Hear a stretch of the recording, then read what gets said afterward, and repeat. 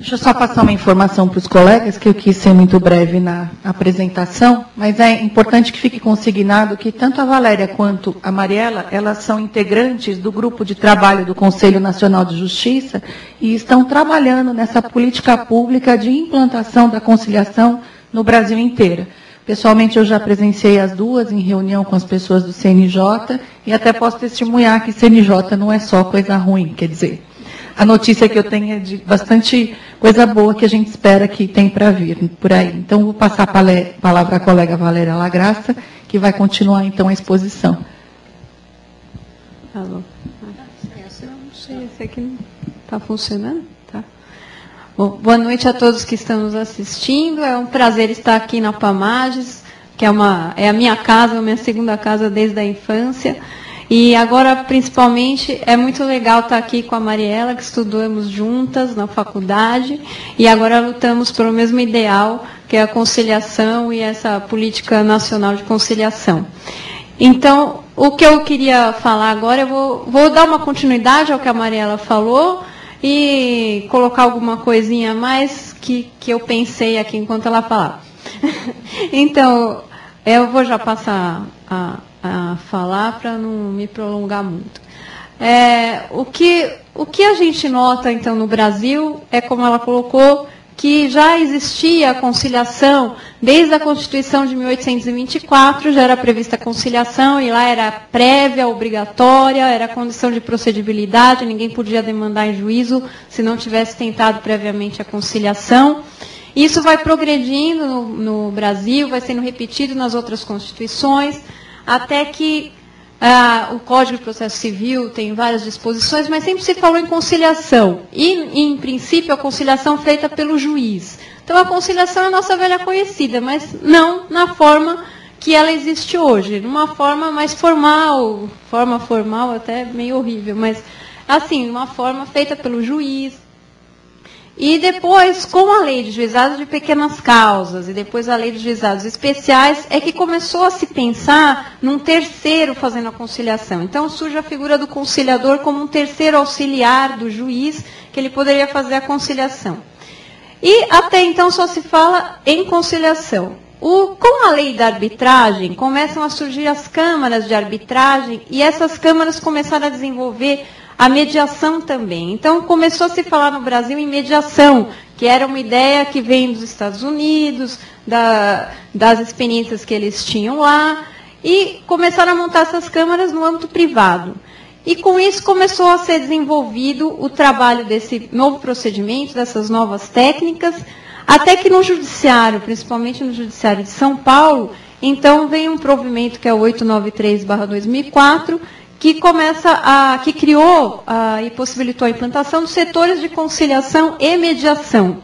Depois, no 953, volta a ser só setor de conciliação, que é um retrocesso, aparentemente, mas que, no fundo, não modificou muita coisa.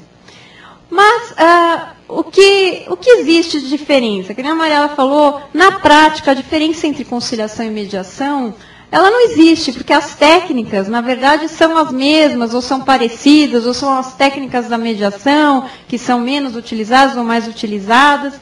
Mas, na teoria, existe uma certa diferença, e alguns colocam isso, então eles estabelecem a diferença de acordo com alguns critérios, como a abrangência em relação ao conflito, ou a maior e menor interferência do terceiro facilitador na busca da solução das partes, então na colocação de alguma opção para as partes na solução do conflito, e a maior ligação ao judiciário ou não.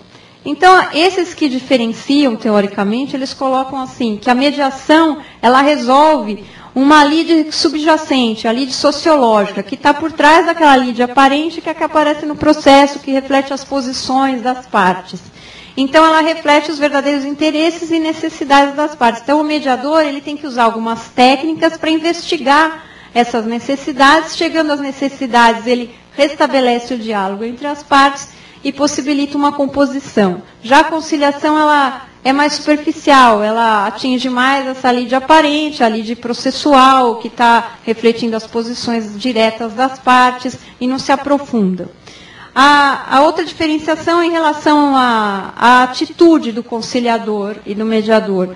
Então, o conciliador, ele pode interferir mais na busca de solução pelas partes. Então, ele pode sugerir opções para que as partes olhem aquilo e cheguem a uma solução do seu conflito. Já o mediador, ele não poderia agir assim tão diretamente. A interferência tem que ser só no restabelecimento do diálogo para que as próprias partes cheguem à solução do conflito.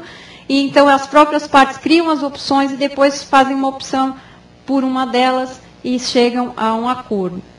E a outra diferença é em relação à vinculação com o Poder Judiciário. Então, que a conciliação seria inerente ao próprio Poder Judiciário, realizada pelo juiz togado, juiz leigo, ou pelo conciliador, que já é uma parte integrante do Judiciário, ele está lá para essa atividade específica, e a mediação seria mais no âmbito privado, porque mesmo a mediação judicial, para esses, ela não perde o caráter de privada, porque a única coisa que se exige é que o mediador seja cadastrado junto ao tribunal, mas mesmo assim, para que ele seja então indicado para solucionar o conflito, mas ele é do âmbito privado. Na prática, o que a gente se verifica, na verdade, é que as técnicas da conciliação e da mediação são praticamente as mesmas e que esses conceitos se interrelacionam. Então, o ideal é que os terceiros facilitadores eles sejam capacitados nas duas técnicas e aí, então, no caso concreto, eles podem começar, por exemplo, uma sessão de conciliação e se eles começam a investigar os interesses das partes, eles podem começar a utilizar as técnicas de mediação e passar, então, a dar continuidade àquela reunião como uma reunião de mediação. Porque, na verdade, o objetivo das duas é o mesmo, que é a solução do conflito. As duas são feitas e realizadas através de um terceiro facilitador, que é o conciliador ou mediador, e então não tem grande importância essa diferenciação, a não ser no âmbito acadêmico e teórico. Outra coisa, então, quando surgiu a mediação no Brasil, começou essa discussão, houve a necessidade de institucionalizar a mediação, e surgiu o anteprojeto, que depois virou o substitutivo número 94/2002, que foi inicialmente proposto pela Zulaye Cobra, e depois, através de um grupo de trabalho, se transformou nesse substitutivo, ao qual foram acrescentadas várias disposições.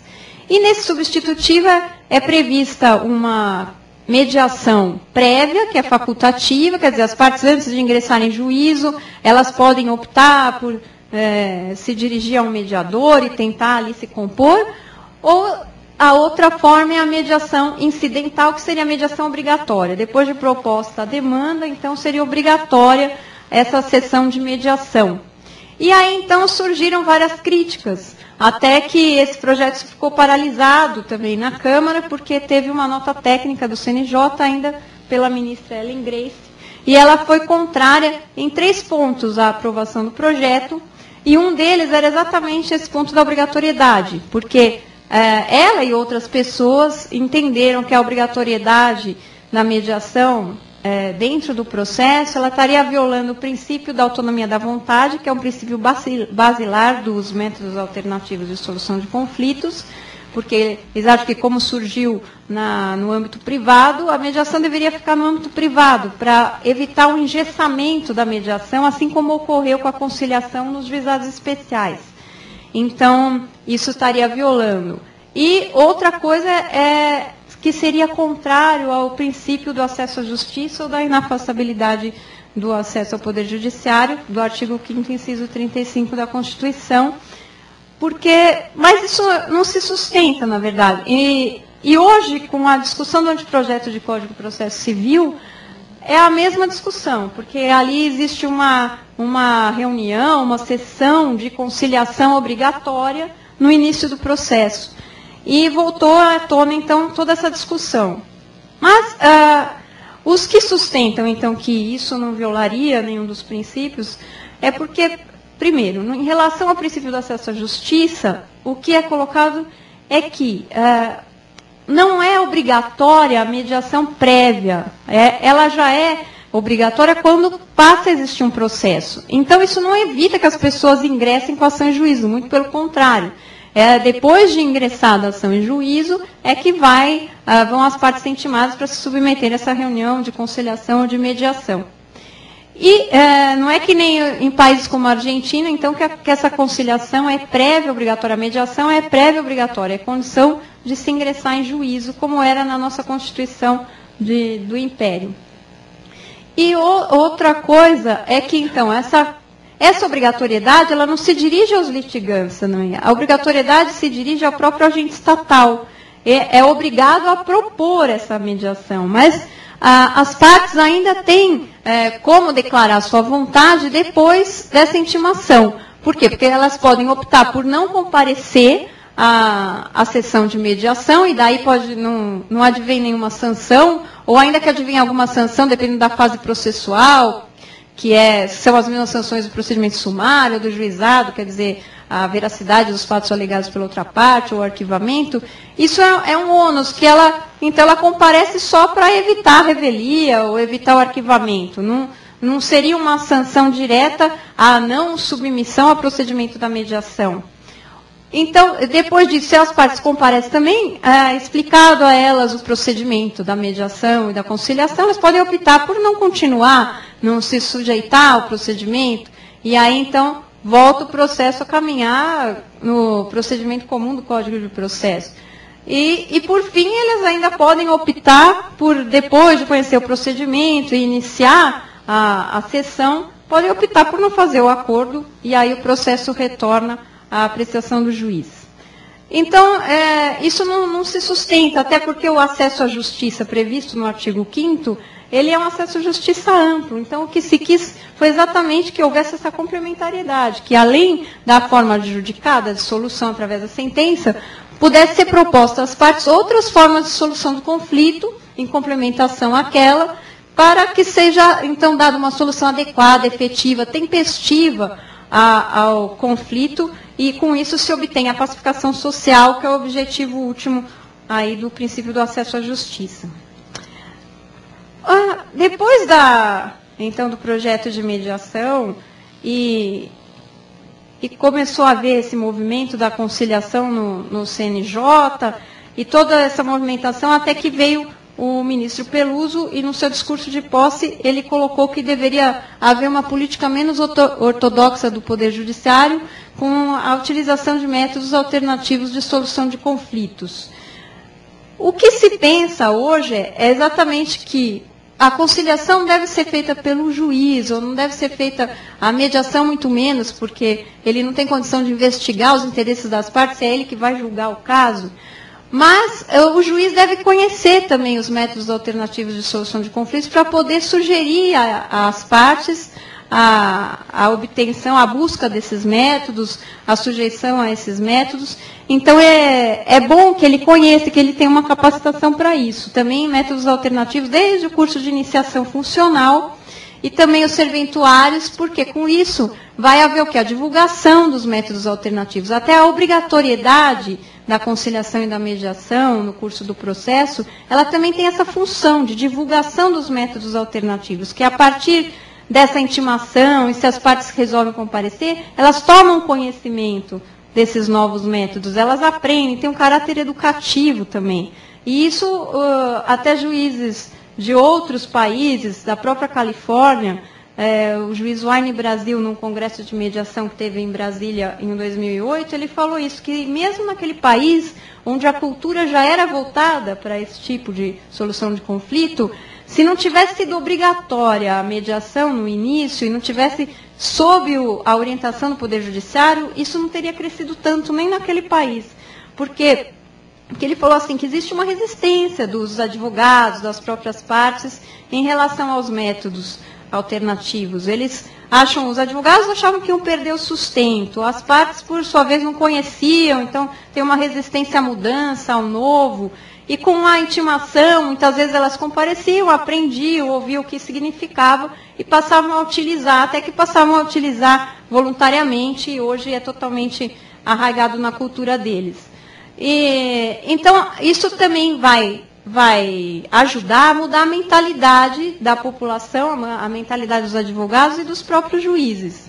Mas é sempre necessário que haja a capacitação devida desses terceiros facilitadores, e com isso também já tem se preocupado um grupo de vários conciliadores, mediadores, de várias instituições privadas e públicas, que formaram o FONAME, que chama Fórum Nacional de Mediação, com incentivo do professor Kazu Watanabe, e eles têm estudado critérios para a capacitação mínima, tanto de conciliadores quanto de mediadores, e estabeleceram alguns temas que devem ser desenvolvidos pelos professores, obras de leitura obrigatória, e então o curso de conciliação deveria ter um mínimo de 50 horas para eles, que é meio utópico dentro da nossa realidade do judiciário, mas que seria o ideal, e de mediadores de 80 horas aula. Mas, assim, isso com a parte teórica e a parte prática, o estágio supervisionado, porque realmente a gente só verifica a vocação desses terceiros facilitadores se eles estiverem atuando na prática, e eles mesmos só vão perceber as dificuldades e se eles têm vocação para isso à medida que eles começam a trabalhar e que eles tiram as dúvidas. Então, além do estágio supervisionado, é necessário que haja uma reciclagem, um aperfeiçoamento constante, com o acompanhamento dos técnicos, dos profissionais mais antigos e também do próprio juiz, para que eles tirem as dúvidas, que eles fiquem à vontade. Porque o que se percebe, até quando se analisam as estatísticas desses setores de conciliação, que hoje já tem alguns anos em funcionamento no estado de São Paulo, é que onde existe uma capacitação, por mínima que seja, porque existem dificuldades financeiras e em muitas comarcas é quase impossível se não tiver uma ajuda da prefeitura ou de alguma universidade, então, o que a gente percebe é que onde tem essa capacitação, a coisa funciona melhor, os índices de acordo e de efetividade são muito melhores. Mas onde não existe, realmente as pessoas ficam desmotivadas e não há o que fazer, o próprio juiz fica desmotivado. Daí que se vê a necessidade, então, de capacitar tanto os serventuários quanto os juízes e os próprios terceiros facilitadores para atuarem na área de resolução de conflitos. E, por fim, então, eu queria dizer que a mediação e a conciliação são os métodos mais usados no Brasil e os únicos conhecidos por nós até então. Mas nada impede que no futuro sejam utilizados outros, né, a gente pode prever a instituição de um sistema multiportas, que não vai ser tão amplo como nos Estados Unidos, que tem muitos métodos, mas nós podemos, com o tempo, expandir para outros. E o que se percebe também é que desde o início dessa luta pela conciliação, e quando se começou a falar nesses terceiros e a capacitar esses terceiros, muita coisa se modificou. A resistência que havia, principalmente da OAB, e da própria comunidade que não acreditava nisso, hoje ela está bem mais amena. A OAB tem incentivado coisas que no passado eram bem acirradas, que nem o advogado comparecer na porta e falar para a pessoa, não entra que isso aí não vai resolver nada, ou achar que eles iam perder a remuneração por causa do convênio da OAB com a PGE, principalmente nas cidades pequenas. Isso não existe mais. Eles perceberam que, encaminhando as partes para o setor de conciliação, ainda que para o pré-processual, eles recebem a remuneração antes, eles não perdem as indicações, muito pelo contrário, eles recebem antes. E é interessante, então, em Jundiaí até tinha um parecer da OAB, que partiu de lá a provocação, que dizia que o advogado não podia atuar como mediador porque ele estaria captando a clientela. Isso era uma generalização que tinham feito. E tinha um parecer do Conselho de Ética que, então, impedia os advogados de atuarem como mediador ou conciliador. E eles ficavam lá na porta ameaçando os meus mediadores para falar assim, não, se você continuar atuando como mediador, você vai ter uma representação.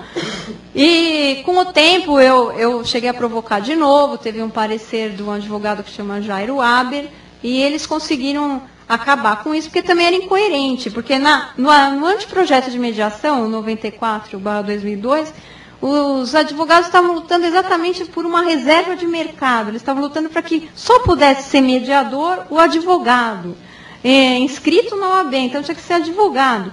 E era incoerente, então eles acharem que não poderia ser e manterem esse parecer. E graças a Deus acabou caindo. E alguns advogados que na época resistiram muito, hoje eles estão assim, felizes da vida, até montaram câmaras de mediação, vêm me contar, porque viram que esse é o futuro.